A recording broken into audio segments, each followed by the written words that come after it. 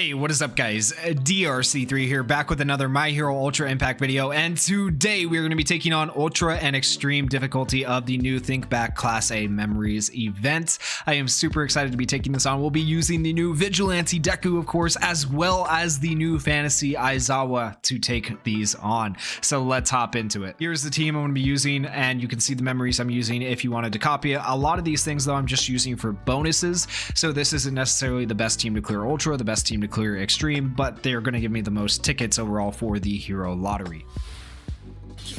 This is Ultra difficulty, starting off with Deku has 603,000 health. Now Aizawa is type disadvantaged against Deku, but it shouldn't matter because Aizawa has the seal, and this Black Whip Vigilante Deku has the stun. We're going to use Fajin first though to increase his Fajin meter, that way he starts to do more damage.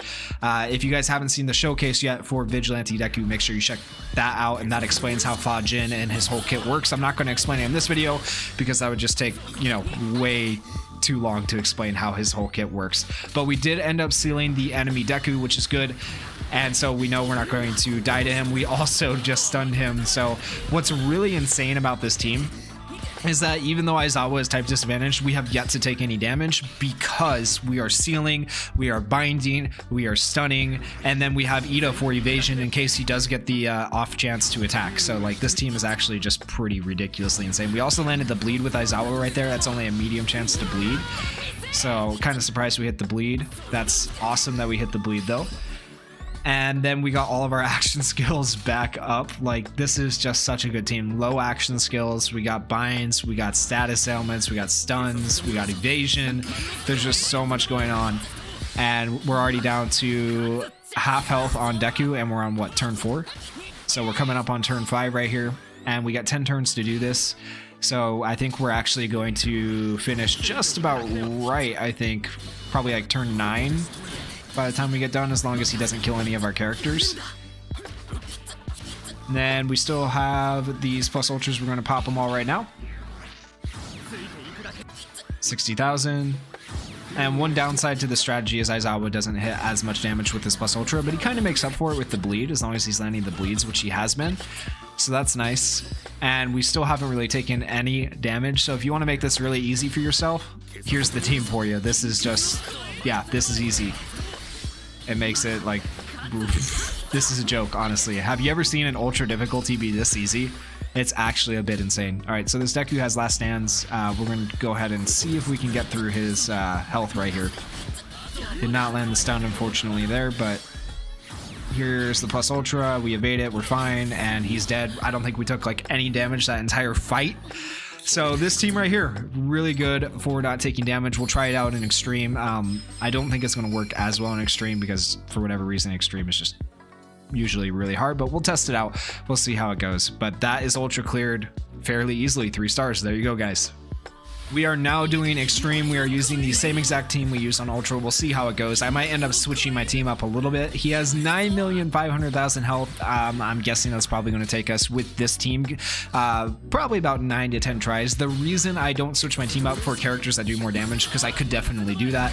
The reason I don't is because I do want the bonuses, right? Or as much of a bonus as I can get with the max amount of damage possible, I guess is the way of saying it. So I think what I'm going to end up doing is, because like, look at Aizawa. Aizawa's good for the bind, he's good for the skill seal, but the problem is he doesn't do a whole lot of damage. I'll probably end up switching Aizawa off. And then as you can see right now, if you miss the bind or you miss the stuns, Aizawa is going to be pretty squishy, which he, yep, now he's dead. So Aizawa is pretty squishy, so if you miss the binds, miss the stuns, or anything like that, it does make it quite a bit harder to get through this Extreme mode. And we are only on turn 4 and Aizawa's already dead, so that kind of sucks. But we get to see SR Ida in action a little bit. This is not the free-to-play SR Ida showcase either. I will be doing a separate showcase for him, as well as the new SR Ochako Uraraka. I think the SR Uraraka is amazing. This Ida has his uses, and we'll talk about that when we get to his showcase video though. Alright, we'll use all 3 plus ultras here. We're at 19 Fajin, so we're still not even at the 30 Fajin you would like to see for max damage with this Deku. And this is our plus ultra now, okay. 21,000. Yeah, not a ton of damage. right, 7 out of 10. Take a look here. I was thinking he might have like stun resistance now on extreme, because I feel like we haven't landed our stuns or seals very much this time around, which is weird. Maybe we're just really unlucky, I guess. I guess we've just been really unlucky, which, you know, it is what it is. That's fine. All right, and we are on turn 8. Yeah, better just use this because Deku's gonna die. Okay. Oh, we got the stun. That's massive. Okay, that'll help us get a little bit more damage in for this first run before we die. We haven't even hit 1 million damage yet. He started at 9,500,000. We're at 8,858,000. So we're gonna be close to 1 million damage, but still like probably what, 200,000 off? Yeah, probably about 200,000 off by the time it's all done. Turn 10, this is our final turn to do damage, and this is kind of one reason I don't like the overwhelming power action skill, because we just missed an opportunity to do damage with Deku, which kind of sucks. If they had just made it do damage in addition to giving him Fajin, it would have been perfect. It would have been, I would have loved this character so much more.